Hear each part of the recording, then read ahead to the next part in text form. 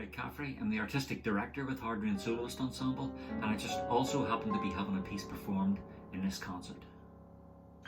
The work you'll hear in this concert, These Are the Clouds About the Falling Sun, was written specifically for Hard Rain and for its first ever performance in 2013 in the Mac in Belfast.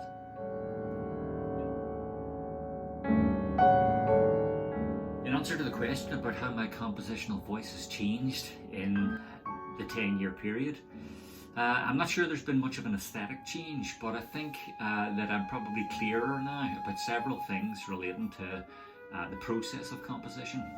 I think I'm much more knowledgeable about what performers, Hard Rain Soloist Ensemble performers, but also performers more generally, about what they respond well to, and how they like to be communicated to as well in terms of notation.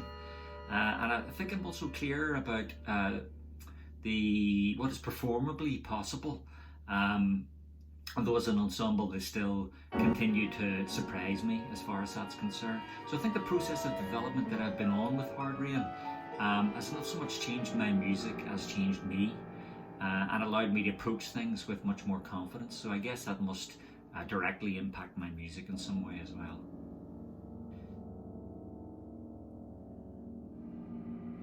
Toru Takemitsu, I felt, has been one of my teachers, and that's despite the fact that we've never met and that he died even before I started to write music. The year that I wrote These Are the Clouds, I spent several months at an artist's residence in Paris.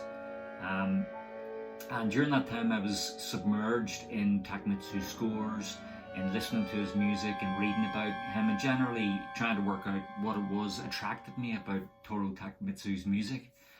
And of course I've said it many times before, but I think it's the gentle unhurriedness of his music that attracts me, as well as his orchestrations, which are absolutely beautifully colourful, and I think completely unique, in fact.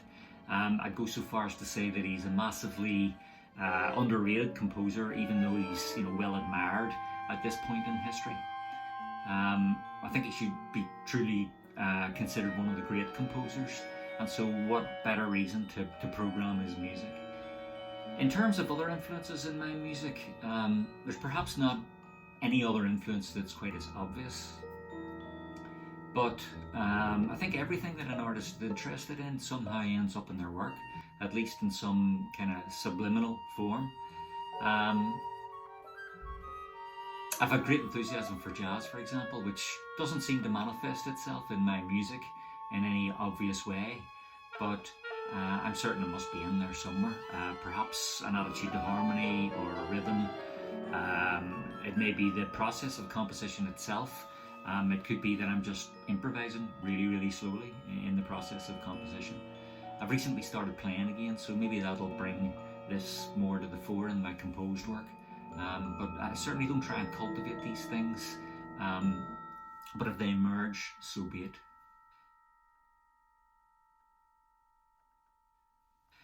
This goes back to what I said previously about Takemitsu. These Are the Clouds was written when I was in the throes of infatuation with his work, and my hope is that it doesn't sound too derivative, which is always a danger when you get really close to another composer.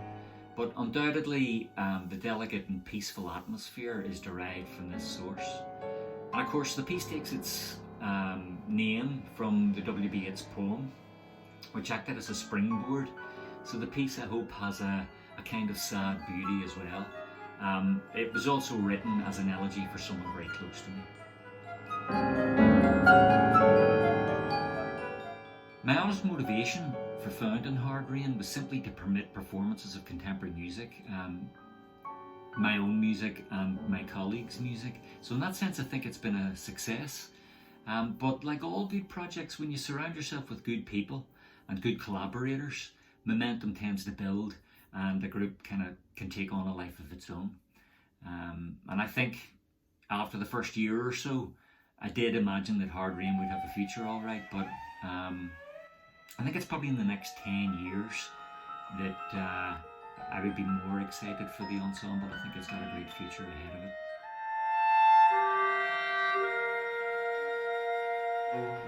I've so much hope and ambition for the group in the next decade that it'd be impossible to discuss it here. Suffice to say that it should continue to perform chamber music at the highest possible level with honesty and integrity. In doing so, I think the Irish contemporary music scene will be all the richer, and music internationally will profit too. I've absolutely no doubt about that.